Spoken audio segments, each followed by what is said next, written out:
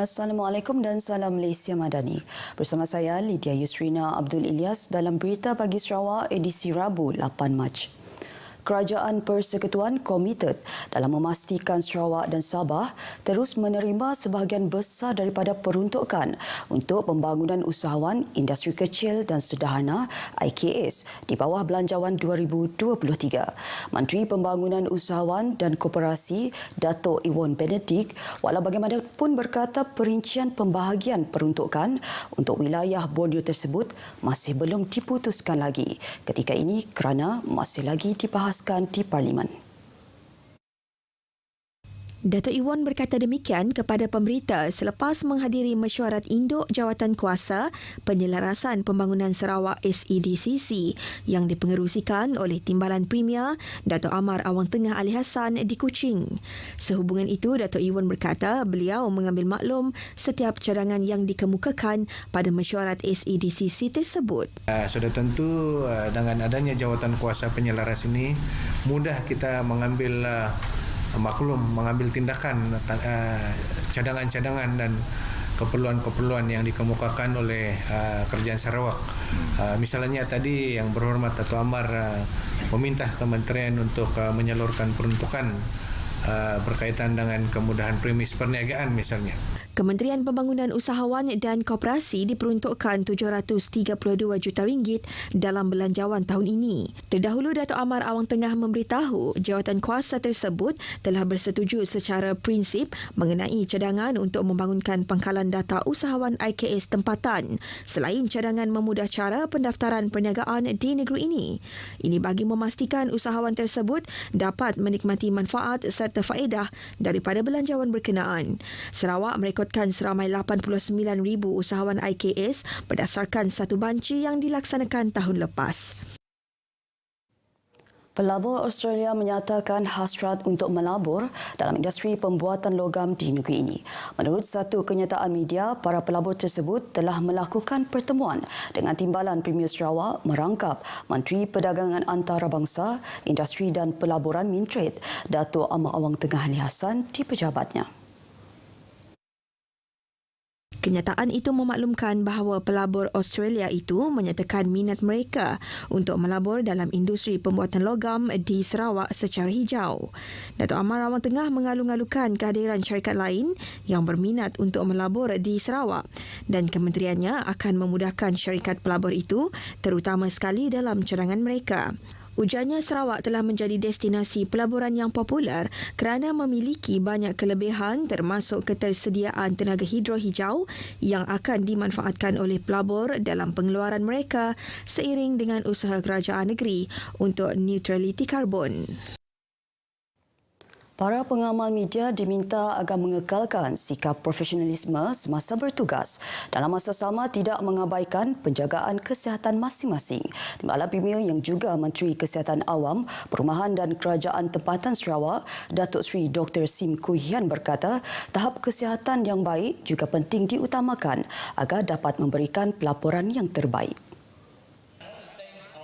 Ujar Datuk Seri Dr. Sim, beliau memahami cabaran yang dihadapi oleh para petugas media di lokasi dan berharap para wartawan mahupun jurufoto yang berada di lapangan menitik beratkan faktor keselamatan semasa berhadapan dengan orang ramai. Beliau berucap pada makan malam Tahun Baharu Cina bersama media Anjuran Persatuan Wartawan Bahagian Kuching KDJA di Padungan. Dalam masa sama, beliau menzahirkan penghargaan kepada setiap agensi media yang sentiasa memberi kerjasama menyampaikan hibahan dan maklumat kepada orang ramai dan masyarakat setempat tentang inisiatif yang dilaksanakan oleh kerajaan untuk membawa Sarawak terus ke hadapan. Sementara itu, Presiden KDJA Ronnie Teo berucap pada majlis itu juga mengucapkan penghargaan kepada pemimpin-pemimpin Sarawak serta pelbagai agensi yang tidak mengenepikan kebajikan para pengamal media selain memberi komitmen bahawa akan memastikan media terus berperanan menjadi jambatan antara pemimpin dan masyarakat. Turut berucap pada malam tersebut, pengerusi penganjur John Lister Chan juga berkata acara yang turut dihadiri penaja, rakan-rakan produksi, penyunting berita, jurufoto, wartawan veteran dan baharu ini bagi menghargai komitmen yang diberikan selama ini. Setakat ini, KDJA mempunyai lebih 300 ahli yang berdaftar. Kerajaan Persekutuan menyalurkan peruntukan bernilai 22 juta ringgit kepada Kerajaan Sarawak bagi persiapan menghadapi bencana ekoran monsun Timur Laut yang berlaku antara bulan Januari hingga Mac.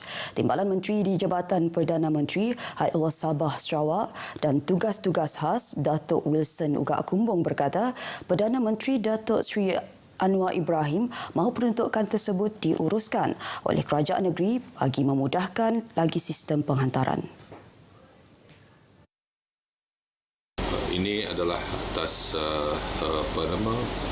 nekma supaya negeri Sarawak jika bila-bila masa saja hujan dan juga bencana seperti banjir, maka kerajaan negeri adalah dia bertanggungjawabkan dan kerajaan negeri akan mengarah di mana PKOB, Pusat Kawalan Operasi Daerah masing-masing ataupun Pusat Kawalan Bencana Daerah seperti Presiden, Saku Pengurusi atau Pejabat Daerah Tuan Dio sebagai pengurusi.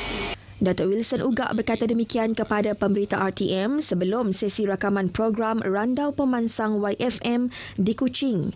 Menurutnya lagi, hasil daripada pertemuan bersama Agensi Pengurusan Bencana Negara dan Angkatan Pertahanan Malaysia baru-baru ini, beliau telah dimaklumkan bahawa kedua-dua agensi sudah bersiap siaga dari aspek bantuan, aset serta tenaga anggota untuk dikerahkan ke lokasi sekiranya berlaku bencana. Mahkamah Bumi Putera Sarawak kini sedang menyelesaikan kes-kes yang tertunggak di peringkat Mahkamah Bumi Putera Daerah dan Residen. Timbalan Menteri di Jabatan Premier Sarawak, Undang-Undang dan Adat Bumi Putera, Jefferson Jamit Unyat berkata, meskipun pencapaian Mahkamah Bumi Putera Sarawak setakat ini memuaskan, namun masih terdapat kes yang belum didengar dan dibuat keputusan. Jefferson berkata mengikut rekod terdapat 1,260 kes atau 35% daripada jumlah kes yang telah difailkan di bawah Mahkamah Bumi Putera Daerah di seluruh negeri masih belum diselesaikan. Jelas beliau ada daripada kes ini melibatkan pampasan tanah dan ia menjadi keutamaan pihak mahkamah pada masa ini.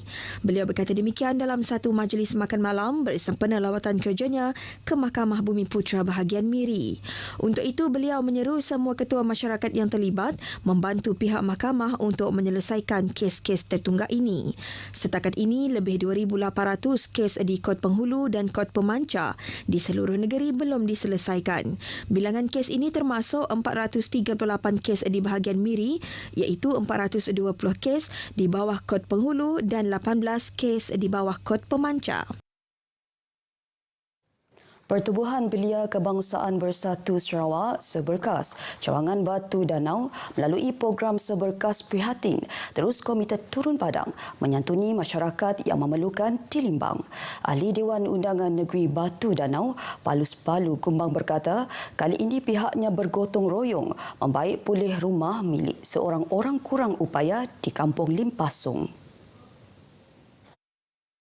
Paulus yang juga pengerusi Saberkas Cawangan Batu Danau menyatakan melalui peruntukan yang disalurkan berjumlah RM5,000 ia digunakan untuk menjayakan program Saberkas Prihatin dengan penambahan dana daripada cawangan sekiranya ada keperluan. Projek yang kedua lah kita ada untuk tahun ini dan kita membantu seorang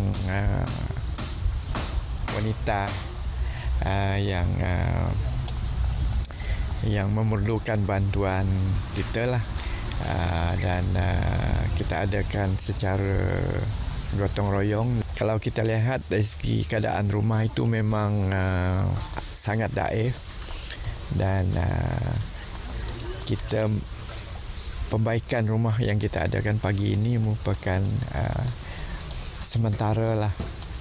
Sementara beliau memohon untuk di bawah projek-projek yang lain. Menyatakan demikian kepada pemberita semasa kerja-kerja gotong royong membaik pulih rumah tersebut, Paulus berkata Saberkas Cawangan Batu Danau juga turut menyalurkan bantuan kepada penduduk terjejas kebakaran baru-baru ini di Rumah Bujang Rantau Kiran. Majlis Tilawah dan Menghafaz Al-Quran Peringkat Negeri Sarawak kali ke-62 akan diadakan pada 15 hingga 18 Mac ini. Menurut Yang di-Pertua Majlis Islam Sarawak, Datuk Misnu Taha, program yang melibatkan seramai 37 peserta itu akan diadakan di Dewan Suara Bintulu. Datuk Misnu memberitahu majlis tilawah disertai 11 qari dan 8 qari'ah, manakala 18 peserta bagi kategori hafazan. Hafazan ini mereka hafal Quran. Ya. Jadi mereka hafal Quran, juznya ada juz 1 hingga 10. Juz 1 hingga 10 lelaki ada, perempuan ada 1 hingga 20 lelaki dan juga perempuan.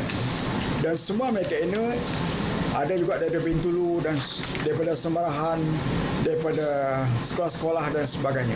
Beliau berkata demikian dalam sidang media di Wisma Residen bahagian Bintulu. Majlis perasmian akan disempurnakan oleh Premier Sarawak, Datuk Patinggi Tan Sri Abang Johari Tun Openg pada 15 Mac. Manakala bagi penutupan dan penyampaian hadiah akan disempurnakan oleh Yang di-Pertua Negeri Tun Pehin Sri Abdul Taib Mahmud. Sepanjang majlis itu berlangsung, antara acara sampingan yang akan diadakan adalah Bengkel Tahsin, ceramah perdana, pameran Al-Quran dan kayuhan harmoni mesra ummah.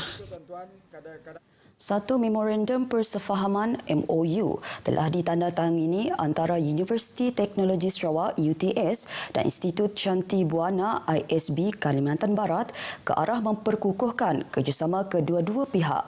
Naib Chancellor UTS Profesor Datuk Dr. Hairuddin Abdul Hamid menyifatkan perjanjian tersebut bakal membuka lebih banyak perkongsian akademik dan kolaborasi bersama dalam pelbagai bidang. Malaysia and Indonesia have established strong and meaningful relations for more than half a century. These diplomatic relations are important not only for economic and trade reasons, but also for social, cultural and other mutually beneficial cooperation, including higher education. Sementara itu, bagi Rektor Institut Shanti Buana ISB, Bapa Marianus Dinata Al-Nija, yakin jalinan kerjasama ini akan dapat memberi manfaat kepada pelbagai pihak, khususnya perkongsian ilmu dalam bidang pendidikan. Tentunya ini membantu kami Shanti Buana.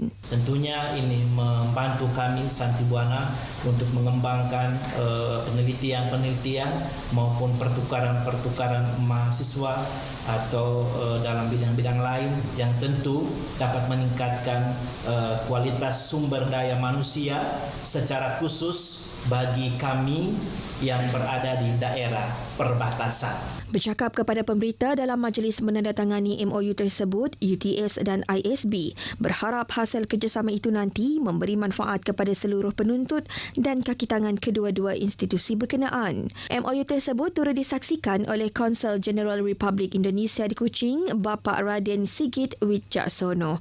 Hadir sama Naib Chancellor ISB Kalimantan Barat Indonesia, Dr. Helena Anggreni Tijondro Sugianto. Sekian berita bagi Sarawak. Assalamualaikum dan salam Malaysia Madani.